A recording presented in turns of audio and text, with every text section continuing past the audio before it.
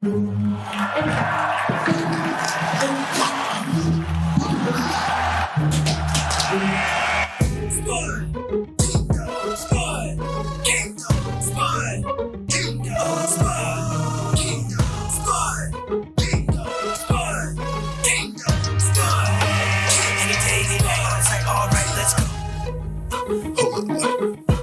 my drink. Don't act like you know me if you don't know my team. That's how it goes, man.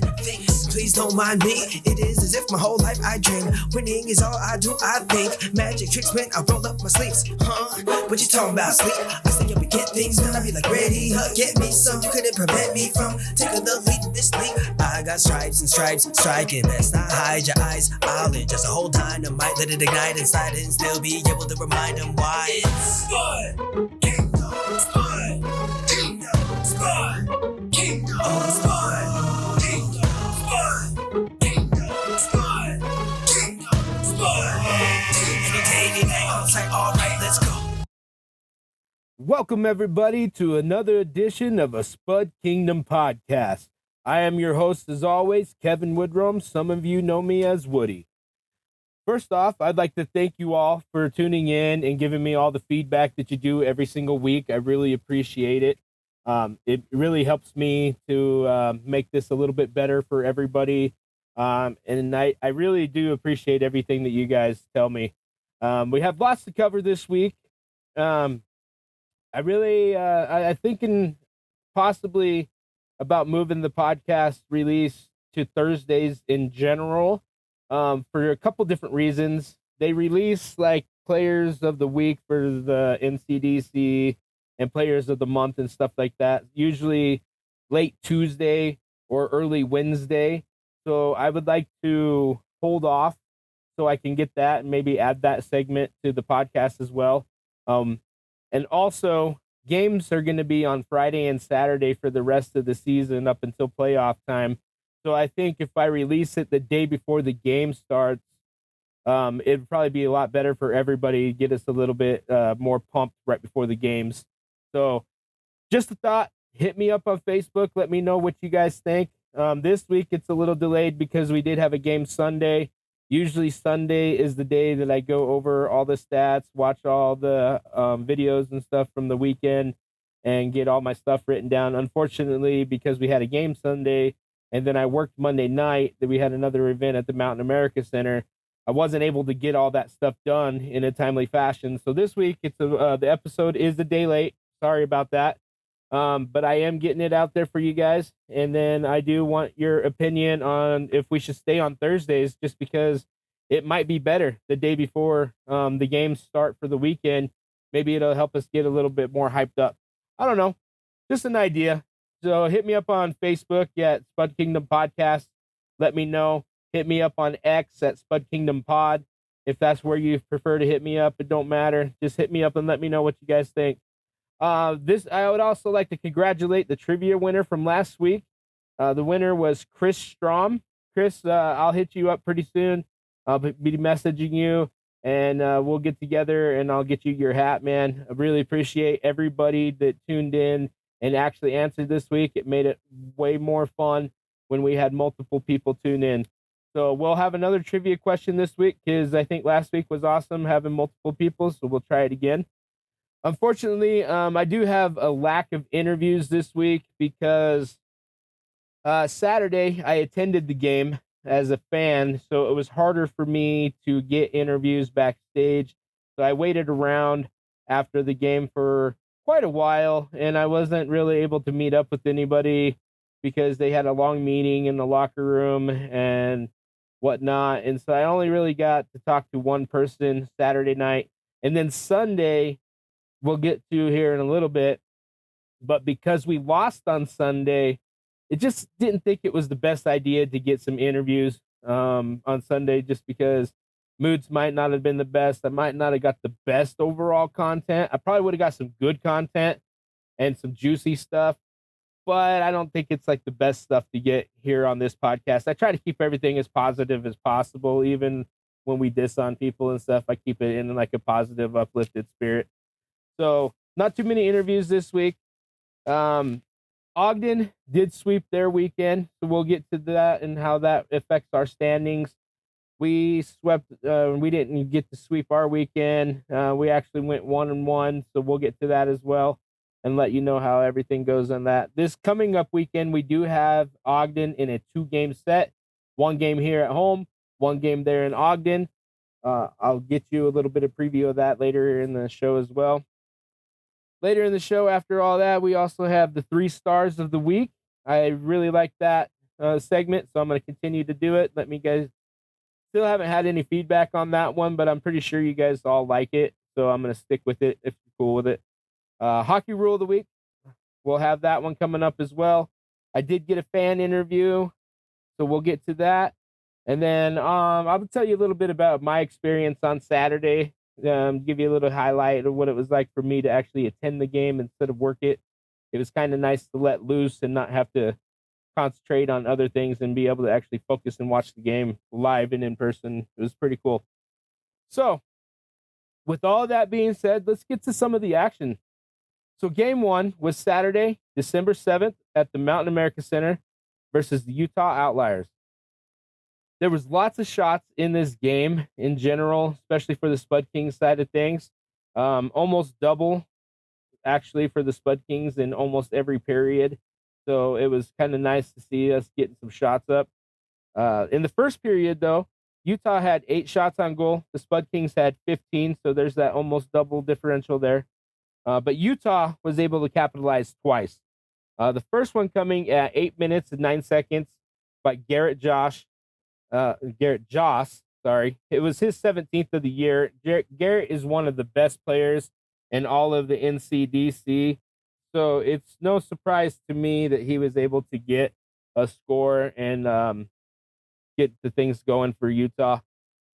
I mean, he's up there with Brody Simcoe as some of the most hated players in the league for us.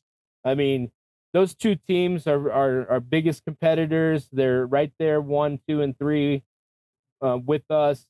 And those 2 guys, Simcoe and Joss, they are up there in the top 5 in scoring in the league. So anytime they come around or we play those guys, it's always a battle.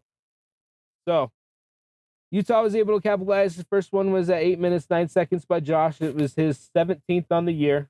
Continues to be up there in the top of the league, one of the best in the league there. The next came at 8 minutes, 59 seconds. Only 50 seconds later, really. So Lucas Hinn was able to get one past Durkin, who started for the night for the goaltender for the Spud Kings. Marcus Ouellette shut down the Spud Kings in the first period and ended 2-0 in favor of Utah at the end of 1. So lots of shots got up. Unfortunately, Marcus Ouellette, who is one of the best goaltenders in the league, was able to shut us down. Let's see, maybe we can pick that up in the second period a little bit. So the second period would show a little bit of life for the Spud Kings. They would wake up, not as many shots, but still a almost double the amount. Utah had 6 shots on goal and the Spud Kings had 11, so down just a little bit from the first period. But the Spud Kings were able to finally capitalize on the shots, and they got 2 goals on the period of their own. The first one came at 4 minutes and 5 seconds. Owen Beyer got his second on the year, and he was assisted by Michael Hillock and for his first, and Bookie Warshaw his ninth. So originally in the game, this was called a Bookie Warshaw goal. He actually wasn't even close to the play.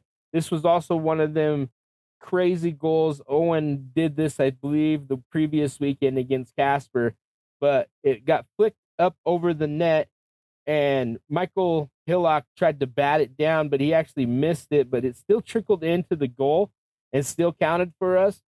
So almost they didn't give us the goal because they thought Michael Hillock hit the goal, the puck, and if he did, it was considered high sticking, and we'll get to that also later in the program of why it was high sticking and the whole rule of the week. This is going to perfectly tie into that. But they thought it was high sticking, but he actually never made contact. The referees got together and they discussed about it, and they actually made a good goal. They originally awarded it to Bookie, But they must have went over further review throughout the night, and they changed it in the scorebooks to Owen Beyer, which he was the one that actually flipped it up and over the net and got it to go in. So Bookie was like, "Hey, I'll take the goal, but it wasn't me." And I went back and looked at it, and Bookie wasn't even close to the play. So nice honesty, Bookie. I know you would take the goal. I mean, anybody would, but way to be honest there. 3 minutes later, at 7 minutes and 6 seconds, Andrew Schmidt would get his 15th on the year, and he was assisted by Will Donovan for his sixth and Tin Kim, and that was his first.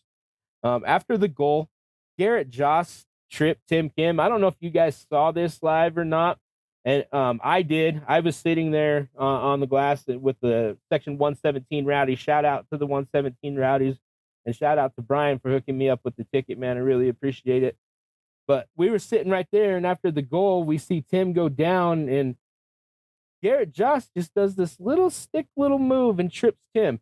And if you go back and watch it on Flow Hockey, it is so obvious. It's like, he was sneaky as crap, but that was so obvious. I'm surprised the referees didn't see it. But then again, referees don't see a lot of things sometimes, so it can be frustrating. But there should have been a penalty at the end of that.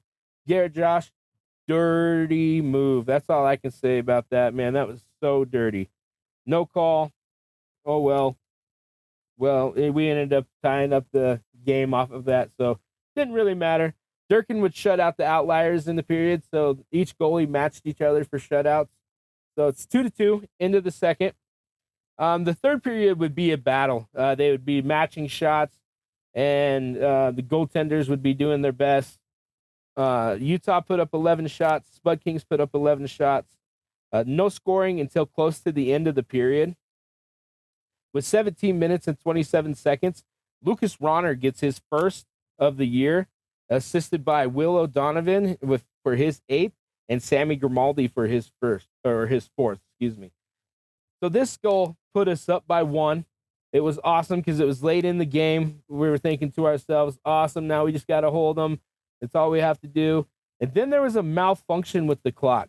Well, it wasn't really a malfunction with the clock. The clock operator hit some buttons and they changed the clock. It went before the puck dropped or something. And they had to change it back to the 2 minute 33 seconds left in the period, I believe is where it was at.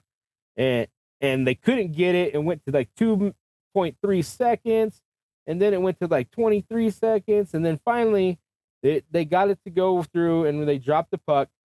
And that kind of deflated some of the momentum because less than 30 seconds later, at 17 minutes and 52 seconds, Cole Mears was able to tip in a shot and tie the game again. So that whole clock malfunction thing kind of slowed down all the momentum, and they were able to capitalize on that, Utah was, and they tied up the game. But it was short-lived, thank goodness, because 19 seconds later, at 18 minutes and 11 seconds, Will Strickland gets his first, and what would be the game winner. I mean, it was a beautiful shot from outside. He was at the point. It snuck by, got through the goalie. Beautiful slapper. It was great. He was assisted on the play by Easton Edwards. So this play, the way it started, there was a scrum in the corner, and it finally got kicked out by Andrew Schmidt, and Easton Edwards gets a hold of it, kicks it over to Will Strickland, and Will fires a shot, and it gets by. So we finally able to go on and take the lead again, but this time we would hold them off because there was no clock malfunctions. We were able to drop the puck, play some defense, and hold them to nothing for the rest of the period and walk away with the win. So 2 big goals by defensemen on the play to win the game there in the third. Big time needed. Those guys both got their first goals, so it was nice to see. I have some audio footage of these plays that I will play here in just a little bit, just so you guys can get a firsthand sound of what it sounded like from the broadcast from Scott Bradford and the Spud King TV crew. So I'll play that here in a little bit. But Spud Kings had 5 power play opportunities, and they were not able to capitalize on any of them. Durkin did stop 22 out of 25 shots for a save percentage of 88. He gets win number 13 on the year. Minor note, I heard people asking, hey, where's Carlson at?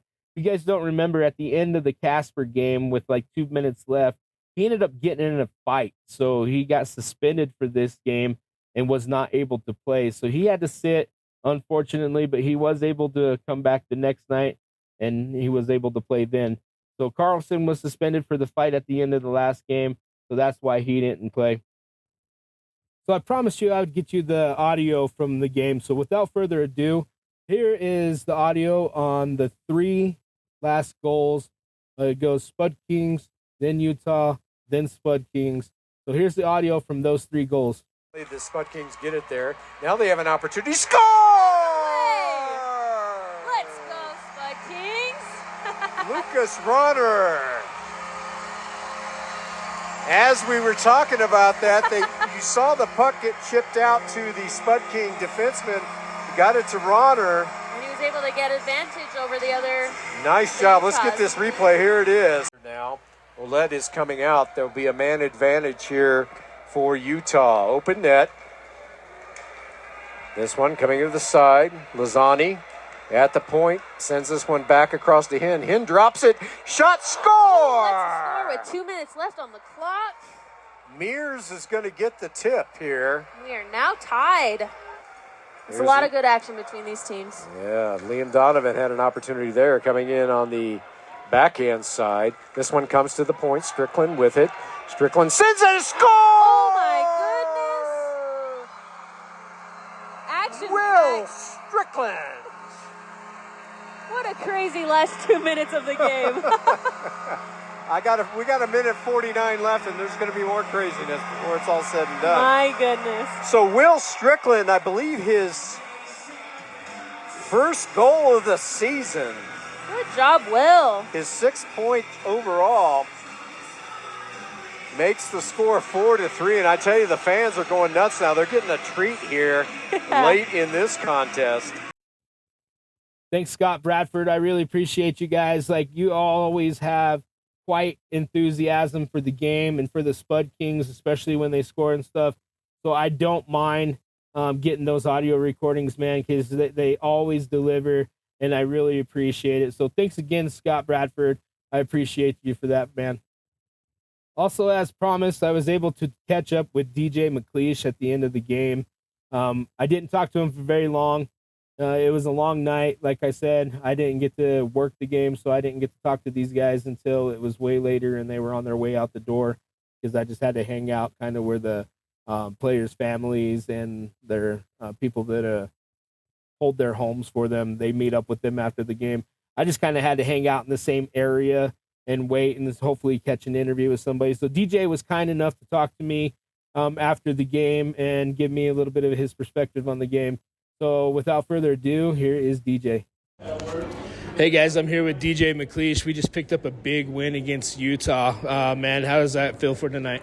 I mean, it feels really good. It wasn't the prettiest, but we got through it, and we came out with 2 defensemen scoring the last 2 goals there. It was huge for us, and we're just going to take it into tomorrow's game. Yeah, that was real huge. I mean, they tried to make it a game there at the end and scare us a little bit, but you guys were able to prevail. That's going to look real good in the outlook going into tomorrow. How confident do you feel? I mean, I feel really confident. We're going to go out and win it again, and it's going to be fun. All right. Thank you for your time, DJ. Thank you. I appreciate it. Yep. All right. Thanks very much, DJ. I really appreciate that, man. So there's a little bit of the outlook there. He really thanked the defensemen. He gave them a shout out because he's one himself for coming through in the clutch and getting the last 2 goals there to help us win the game. So thank you, DJ, once again for talking to me. I really appreciate the time, man. So I appreciate that. And so that puts us in second still because of Ogden. So we picked up 2 more points, but unfortunately, Ogden won their game on Friday night and on Saturday night. So they actually had a 2-point lead on us going into Sunday's afternoon matchup with Utah. So speaking of, let's get to game 2. Game 2 was Sunday, December 8th at the MAC. It was an afternoon game. It was a 3:05 puck drop. Durkin had the night off. Joey Bertram had the start for the Spud Kings in the net. So it was nice to see Durkin get a night off. He's been working his butt off out there, being the wall, being the guy that we love so much. So it was nice to see him get a night off. First period started as a defensive goalie battle for the most part. Utah had 7 shots on goal. Spud Kings had 12. Utah would take advantage of it and get the score, though. Late in the period at 18 minutes and 37 seconds, that guy, there he is again, Mr. Duddy himself, Garrett Joss, gets his 18th on the year. He actually stole the puck and got a breakaway and was able to put one past Bertram. It was actually a really nice move and a nice shot.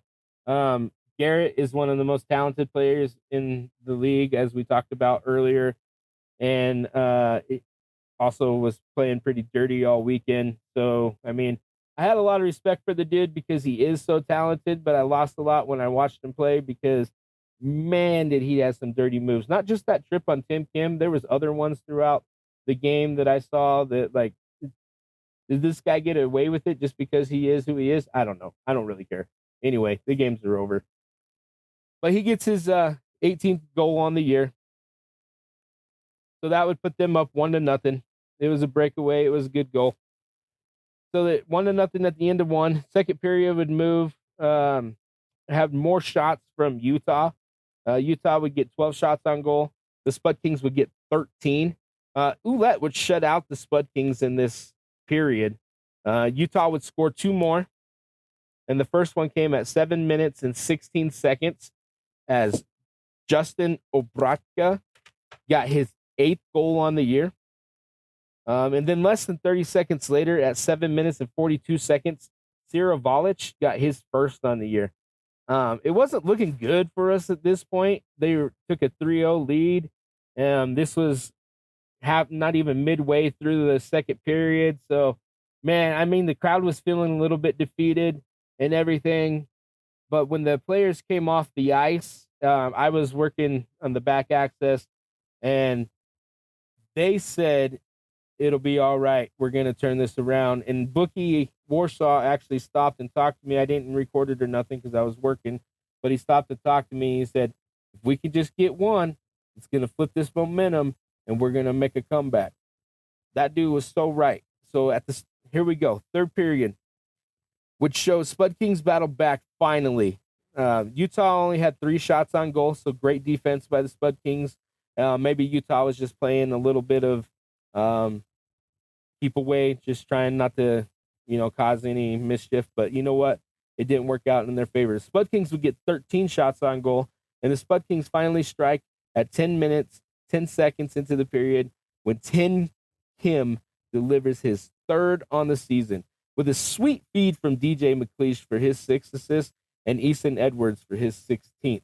Like, it was awesome. And this one, when it went in, we also thought maybe they were going to call it back because when the puck got passed to Tim right there in the slot, the other player got taken down from behind, so we thought maybe it was going to be a penalty shot, and they didn't count the goal. I mean, they did put the hand up like it was going to be a delayed penalty, but because we got the goal like it should be, the penalty was waived off, and they did count the goal, thank goodness. So, fortunately for us, we did get the goal. So we got the first one there. So now it's 3-1. Get a little bit of comeback going, a little bit of momentum. Like they said, all we need is one. It'll strike some momentum, and we'll get going. So he got the assist from DJ and Easton. Almost thought they took away the goal. Luckily, it stood. And then 2.5 minutes later, at the 12-minute, 48-second mark, DJ MacLeish gets his 2nd, and he was assisted by Andrew Schmidt for his 14th, Easton Edwards for his 17th. This was a sweet goal, too. DJ just slapped one in there. It was beautiful. And then 3 minutes go by when Tim Kim strikes again. At 15 minutes, 37 seconds, he was assisted by Ronnie Wade for his 10th, and DJ, once again, the Beast MacLeish, gets his 7th assist on the year. Spud Kings battle hard and force overtime. So 3-3 into 3. We're thinking we got a lot of momentum going. This could be it. We flip the switch. We're ready to go. We battle. It's overtime. Overtime wouldn't last long, though, and it would end with some controversy. definitely controversy in this. I had to watch this play a couple times, and I kind of see what happened, but anyway, let's get to it. So with 40 seconds into the period, the referees would call a slashing penalty. And at first, Sammy Grimaldi, first of all, had the puck, and he was in the attacking zone. And they call a slashing penalty. They stopped the play. Scott Bradford, even on the telecast, was like, "Hey, Sammy gets the penalty on him. We're gonna get the extra man advantage. It'll be 4-on-3. This should be awesome for the Spud Kings to take advantage of it." And then they announced that Sammy is the one that actually committed the slash, and he's going to the penalty box, and Utah gets the man advantage. So I don't know exactly what they saw. Like, I saw a little bit of what could have been a slash, but from my angle and from the camera angle, it looked like he was making a deke, and he's the one that got hit. But anyway, they called the slashing on Sammy, so Utah ends up on the power play. And it didn't take too much long after that, because 1 minute, 23 seconds into the period, Chase Nitre ends it with his third on the year. I mean, it was a great goal, and they set it up perfectly and everything. But man, like, seriously, do you really have to call a penalty like that, especially in overtime? Like, how would, I don't know, slashing, controversy, ridiculousness. I know Coach Bone was extremely unhappy after he got off the ice. He had to go into the locker room and clear his head a little bit before everybody else came in there. And all the Spud Kings went in there and cleared their head, because they actually had to skate with the kids afterwards. But, man, what a tough loss. Tough loss. And then when I was doing this research, I found out that DJ MacLeish was awarded a 10-minute game misconduct at the end of the game after it was over for arguing the referee's decision on the slashing. So I don't know if that's going to cause him to be suspended or not for the next game, or if he's going to have to sit his 10-minute misconduct out at the beginning of next game. But man, that's going to hurt if he can't play, because Friday's against Ogden, and we really need DJ. So that would really, really suck. I didn't even know that happened. I know some of the players were sitting there talking to the refs a little longer than normal, and when they got called off the ice, they left, no problem. But I was doing some research and getting all the stats for this, and I saw that he was awarded a 10-minute game misconduct for arguing. Like, dang, really, man? Just let the game be over, ref. Jeez. Just let it go. It's over. I hope that doesn't cost us. Anyway, the game would end 4-3 in overtime. Tough loss. Joey Bertram would stop 19 out of 23 shots and an .826 save percentage for the night. We would get 1 point for losing in overtime. Unfortunately, it wasn't 2. So with Ogden sweeping on the weekend and us only getting the 1 point on Sunday, now they have a 2-point advantage in the standings. We'll get to that here in just a little bit when we bring up the standings and stuff. But dang, what a rough day. Rough day. That would have been our 9th victory in a row, too, if we would have been able to pull that one off. Momentum was swinging high for us. It was, that was a heartbreaker. So we're still number 2 after the weekend series. I don't have any interviews for this one, as I mentioned previously, because of the loss and because of the situations and everything afterwards. I don't think, honestly, the interviews wouldn't be so pleasant anyway, as I mentioned before. So I didn't get any interviews for this game, but we will talk about that all here in a little bit as well. So that concludes the weekend wrap up for the day. I'm going to take a short break, take a drink real quick, clear my voice, and then I'll be back with the rest of the show. I'll be right back. All right, welcome back. I know you guys didn't go anywhere, but I did for just a second. So what we're going to get into now is we're going to get into the stat leaders. Andrew Schmidt is still number 1 on the team in points with 29, and he's 5th in the NCDC still. He got some goals and assists this weekend, so it kept him up there in the top. And then also still first in goals with 15 and 6th in the NCDC with the goals. Easton is second on the team with 26 points and 9 goals, but leads assists with 17.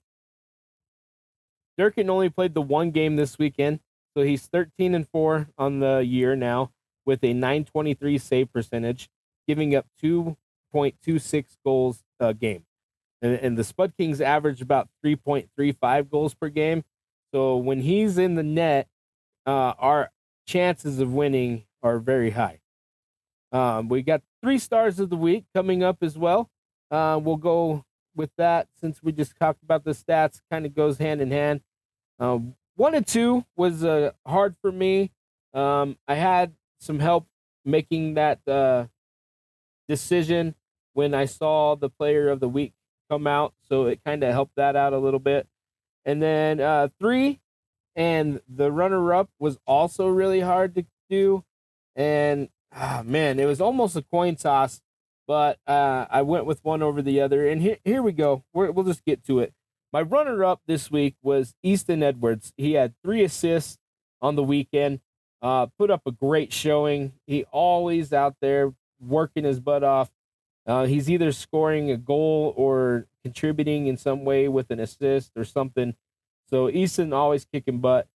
We appreciate his hard work. Unfortunately, this week, he's edged out just barely by our 3rd star of the week, which was Andrew Schmidt. Andrew Schmidt had 1 goal and 2 assists for the week and continues to dominate and do what he does. I was hoping I was going to be able to talk with him this last weekend, but like I said, some things just didn't work out with the interviews and stuff. So hopefully I will get another chance to talk to him. Maybe he'll have another big game this Friday, and I'll get the opportunity then. But we'll see how that goes. And the 2nd star of the week was Tim Kim. This man had 2 goals and 1 assist. So it was really hard for me to decide between him and our 1st star because Tim put out a great performance. He had an assist in the first day, and then he had 2 goals the next night, which almost helped us win the game. Like, we were so close. So Tim gets the 2nd star of the week, and our 1st star of the week goes to DJ the Beast MacLeish. And DJ had 1 goal and 2 assists on the weekend. The biggest deciding factor was he was named the player of the week for the Mountain Division in the NCDC. And we talked about earlier that I wanted to possibly wait to hold off on the podcast so we can incorporate the player of the week into the podcast as a segment itself. This week, I'm just going to tie it in with the 3 stars because that was my deciding factor to put DJ over Tim because they both had a big weekend. And, I mean, Andrew had a big weekend, too. He had the exact same stats as DJ. But since DJ was named the Mountain Division NCDC Player of the Week for a defenseman, I had to go with DJ for our 1st star of the week. So from here on out, I will do a segment for Player of the Week. And then when they do the monthly awards, we'll get to those as well. And you guys are probably wondering, why have I said DJ the Beast MacLeish? And it's not because he's a beast out there knocking people around. I mean, he does do it. He does hit some people and stuff. But it's because he's just a beast. He's so skilled. He's so good. He's got lots of goals and assists since coming over and back to the team. He's been helping in major ways. He's been the Mountain Player of the Week a couple times. I think he was actually the Mountain Player of the Month last month. So, like, this dude is literally a beast. And it kind of rhymes with MacLeish, so why not DJ the Beast MacLeish? I mean, I like it. You guys tell me if you like it. I think it could go really well. I think it could be a cool new nickname for the guy. So, recap of my 3 stars. Runner-up was Easton Edwards this week, 3 assists on the weekend. played his heart out, like always. Third star, Andrew Schmidt, 1 goal, 2 assists. Second star, Tim Kim. He had 2 goals and 1 assist. And the first star, DJ the Beast MacLeish, with 1 goal and 2 assists, and also the Mountain Division NCDC Player of the Week. So there's my 3 stars. Let's get to the rule of the week. Now, this rule I picked for a couple different reasons this week. We had a couple instances where this rule almost affected games, and it did get called as a penalty at one point, I think in game 2. So the rule of the week this week is high sticking. And the reason why is, like, in the first game, we had that goal come up and over the top, and Michael Hillock, who they thought batted it in, they almost called a high sticking on it and didn't count the goal. But after further conferencing with the refs, they decided that he didn't tap the ball. And if you actually go and watch it on replay or go watch it on Flow Hockey, you do see that he does not touch the goal. So that's one of the main reasons why I came up with this. And then we had an actual high sticking called in the very next game. And I've been noticing a few high sticks in the few games period lately, and even some that don't get called. I saw some in the Casper game. A couple players even got like busted lips and stuff over it. So we're going with high sticking. And high sticking is when a player holds their stick above the opponent's shoulders and makes contact with them. The rule is in place to protect and prevent injury, because the stick can cause harm, sometimes serious harm, when it is contacted with a player to the face or the mouth. There is different variations of this penalty. The first one is just a basic minor. If no injury occurs, it's just a 2-minute minor for the high sticking. And then there's also a double minor. So if a player that gets hit is injured, it could be considered a double minor if the referee thinks it is serious enough to be considered that, like, as far as the injury. Like, if it's barely like a busted lip or something like that, sometimes they don't call it that bad. But if somebody gets a chipped tooth, a busted nose, or something like that over it, they might call it a double minor. And then there is a third variation, which is a match penalty. If the referee thinks the player attempted to injure the opponent when they make contact, they can be assessed a match penalty. And that way, it's a game misconduct. They're ejected from the game at that point, and then they serve like a 5-minute major for that. And I mean, it could be up to a 10-minute, just depending on how severe the injury is and if it was severely intentional. But you hardly ever see that. It's hardly ever a match penalty. Most high sticking is incidental. Sometimes the stick just slips and hits. But there's also other ways that high sticking can be called. A player must be in control of their stick always. So if they lose control of their stick and it goes up high, they can be called for high sticking, even if it doesn't make contact or whatnot. If they're just being careless and it goes up above them, they could be called for it. It's also not allowed to bat a puck above the shoulders. So sometimes you see the puck get flicked up into the air, and most of the time the players will try to catch it, set it down, and then pass it with their stick and whatnot and continue. But every once in a while, they'll try to bat it out of the air, and their stick will go above their shoulders, and that can be considered high sticking. Which brings me to the next way it can be called, which is a goal cannot be scored if the puck played above the shoulder or the goalpost. And this was one of the reasons why I picked this, because in the first game on the weekend on Saturday night, Michael Hillock went to go bat a puck that was, and when he swung his stick, it was above the net and it was above the shoulders, but he did not make contact, unfortunately, for Utah. Great for us, and the goal counted. But if he would have made contact, it would have been considered high sticking and it would have not counted as a goal. So that was why the delay. And that was why I picked high sticking for the rule of the week, because we had that, and then we had a couple incidences the following night where the high sticking got called as an actual penalty. So that's the rule of the week, high sticking. Now let's get on to trivia. Once again, I'd like to congratulate our winner from last week, Chris Strom. Chris, once again, I'll get a hold of you on Facebook or something. I'll hit you up. I'll get you your hat. I appreciate your answering. I appreciate everybody that answered. It made it a lot funner for me because I got to play with this little cool little generator thing on Google that allowed me to place everybody's name in it, and I spun a wheel, and that's how I got the random winner for the week. So congratulations, Chris. Last week's question was, who has the most hat tricks in one season in the NHL? And the answer was the great one, Wayne Gretzky. So all of you that did answered correctly. So everybody that did answer went on the wheel, and one random winner was selected, and that was Chris. So thanks, everybody, for playing along. I really appreciate it. So I'm going to keep this segment going since we had so many people participate last week. This one's going to be back to Spud King trivia. And the question is, who scored the most goals for the Spud Kings last season? So once again, who scored the most goals for the Spud Kings last season?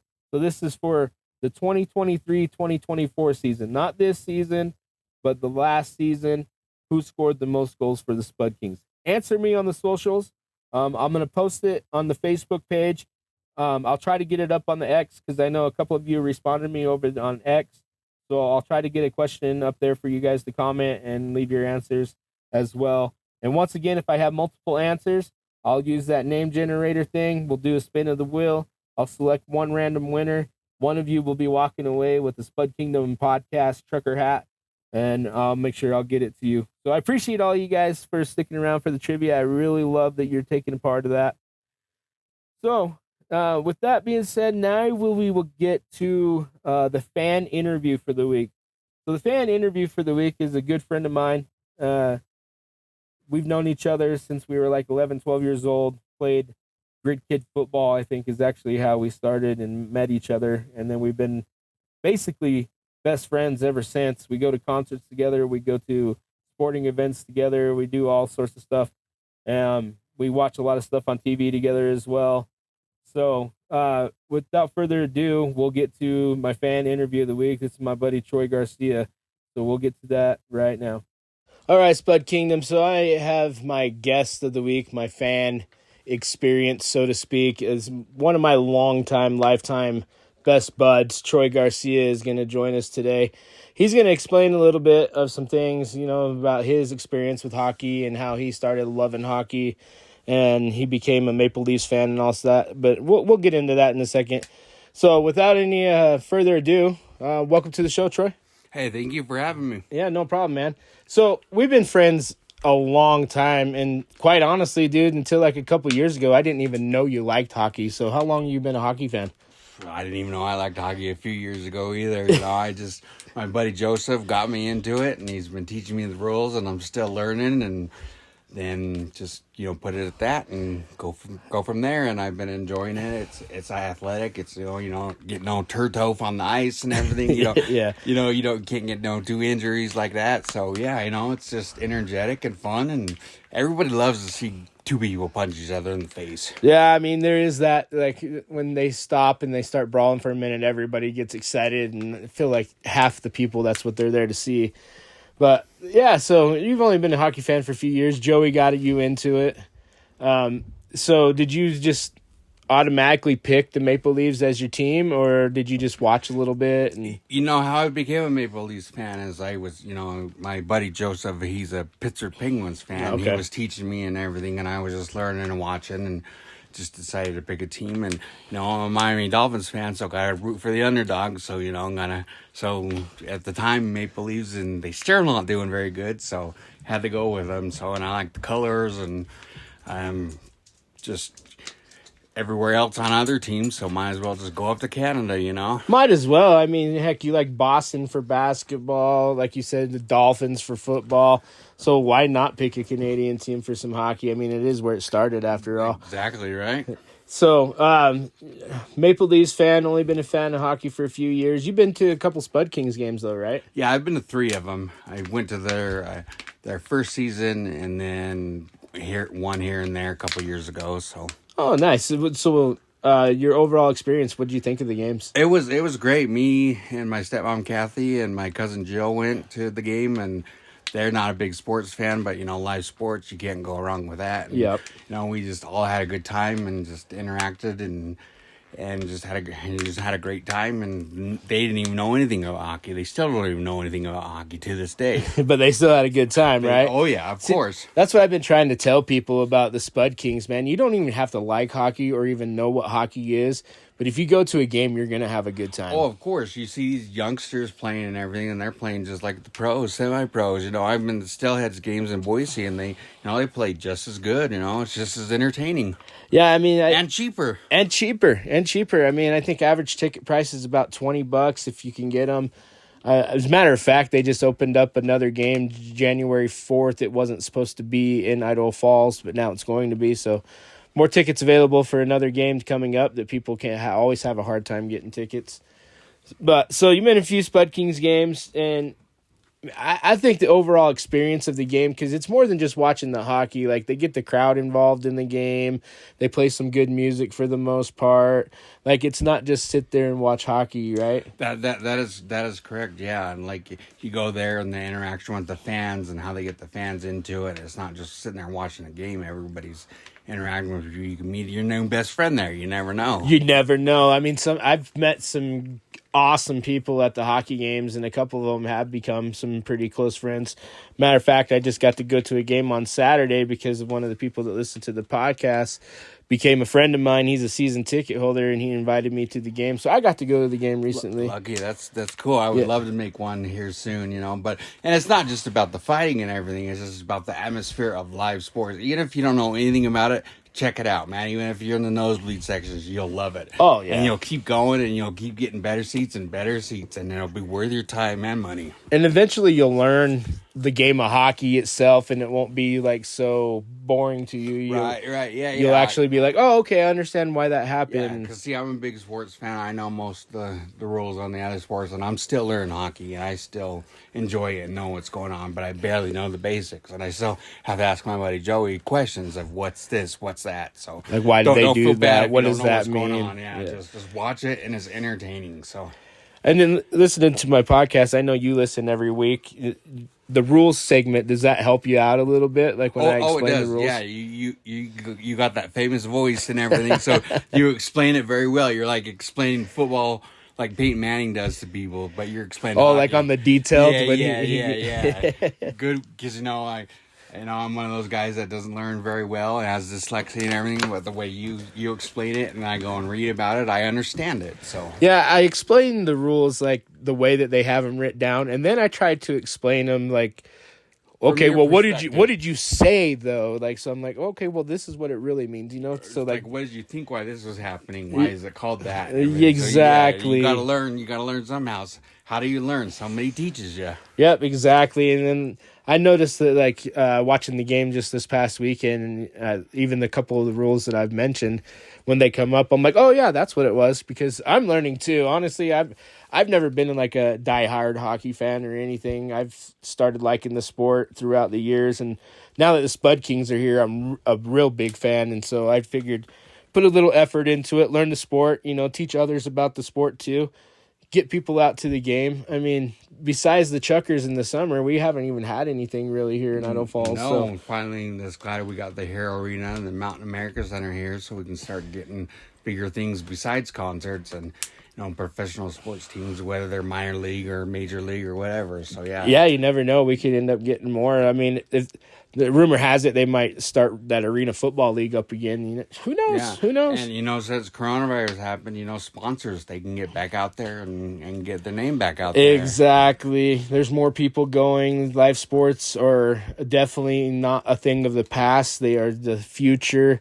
I have the greatest time going to live events, regardless whether it's hockey. We go to wrestling, fighting, concerts, all sorts of stuff. Yeah, any live entertainment is the best. You see it on TV, it's just totally different. So you got to experience it live at least once, whether it's a concert, whether it's sports, whether it's, wrestling, whether it's fake, whether it's real, whether it's not. It'll be the best thing you'll ever do, and you'll scream like a little girl. It's your first live sporting event. You'll feel like a 6-year-old kid again. Yes, that first experience of enjoying sports on TV or cheering for your favorite hero. You get that all over again when you go to a live event. Yeah, when you're a 39-year-old man that's 6'3", 273 pounds and you're screaming like a little girl and everybody around you is like, settle down. It's like, no, dude, this is cool. This is amazing. I can't believe I'm here. And I feel like at the Spud Kings games, a lot of grown men start acting that way. Oh yeah. It's that way, and it will still continue to get better. Heck yeah, I agree. Well, Troy, I thank you for coming on and talking to me for the day, man. It's really good to have an experience from somebody that really didn't even like hockey till literally like a couple years ago, all because of a buddy was watching it, and you sat down and you're like, okay, well, what are you watching here? The first thing I knew about hockey is, when Grant played back in junior high. See, and I mean, yeah, we went to games back in high school and junior high. Didn't know anything. We just went to just hang out and have fun. Exactly. Slap on the wall, get rowdy. One of our friends scored. That's all we really knew. We didn't know much other than that. Yeah, so... Yeah, all right, man. So thanks for coming on to the show. I really appreciate it. We'll have to have you on again sometime. We need to go to a game. All right, appreciate it for having me, man. And I'll definitely be back, And then we got to go to that Maple Leafs in Utah game. So oh, yeah, we need to do that. We got to try and make that. So, you guys take care. Go watch the game. Check it out on TV. Whatever you got to do, just do it. All right. Thanks, Troy. Thank you. Man, thanks, Troy. I really appreciate having you on the show, man. Like I said, let's get together. Let's go to a game. Let's try to, if we can, I would love to go to that Maple Leafs game with you, man. That would be pretty cool. I know we have to check to see how the school schedule and everything works for both of us with the big semester coming up for me, and you're starting at a new school. So we'll see how things go. Hopefully we can get that to work out. Man, I really appreciate you taking time and coming and talking to me and giving an outlook of a guy that honestly didn't even care about hockey until just a couple years ago.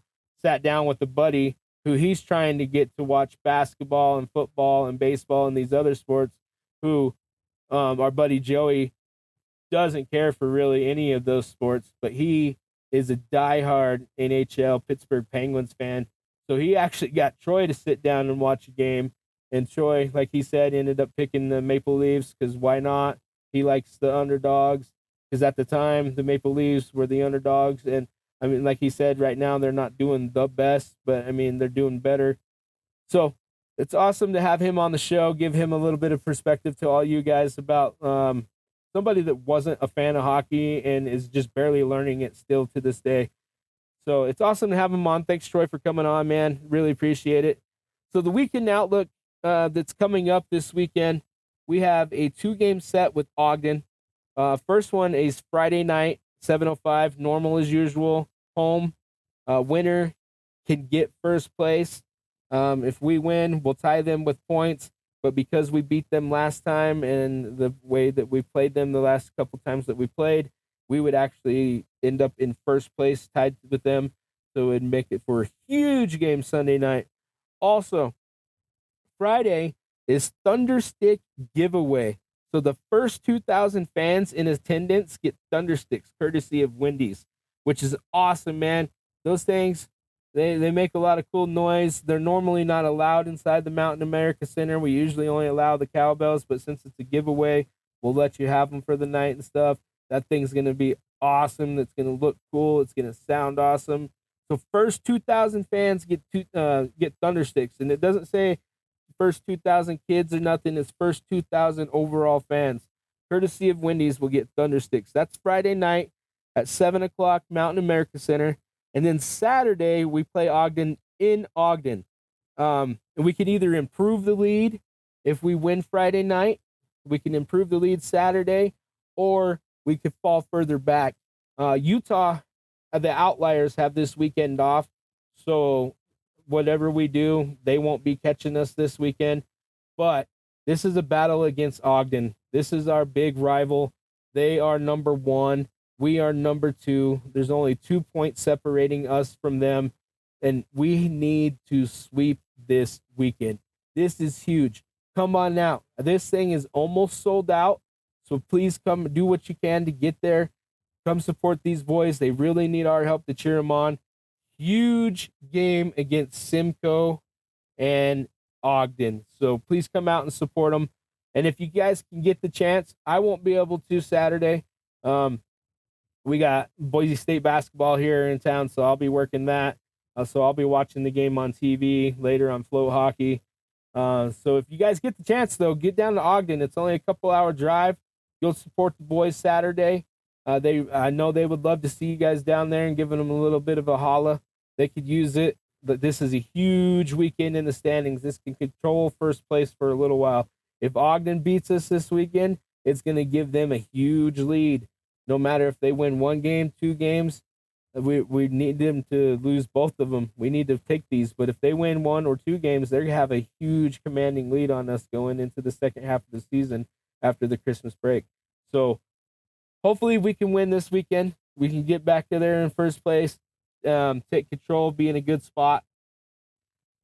So with that being said, let's wrap it up, man. So we split the weekend with Utah, still in second place. We had the 3 stars of the week, which was Andrew Schmidt, Tim Kim, and DJ the Beast MacLeish. I want to thank my interviews, which DJ, I got to speak with him at the end of the first game.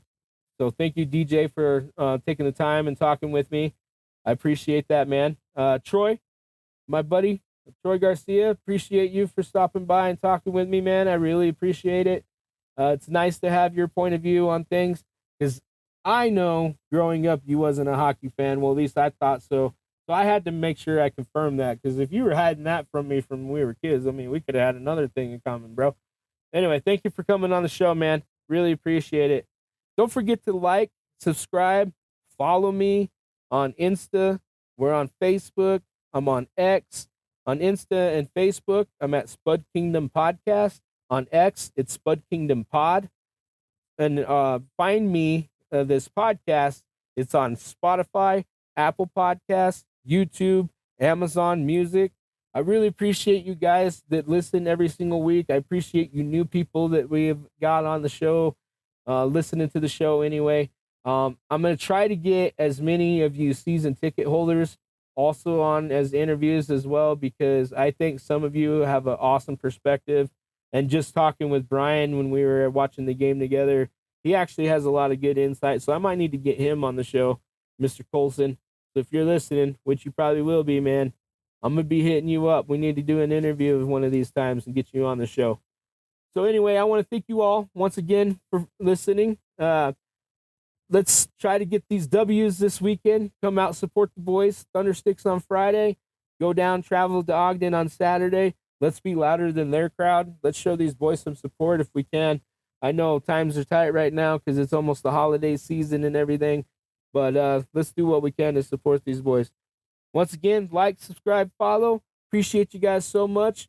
My name's Kevin Woodrome, also known as Woody. Thanks again for tuning in. And as always, go Spud Kings. K-I-N-G, kings, meaning we seen things. And without a cheat sheet, a walking beast, no wanting peace until I'm knee deep in the rewards I need to retrieve. Keep the receipt once I receive what I work for, but never relieve. Better watch out, if you don't move, get ready to fall down. If you don't root for my son, I'm not proud. Like what you talking about, I'll pop out, even if it's hot out. Somebody let the dogs out, like they coming for the dog out before being brought out. Whoa, they might need to keep me locked out because I will stomp in my stomping ground. So let's know this is Spud Kingdom, Spud Kingdom, Spud Kingdom.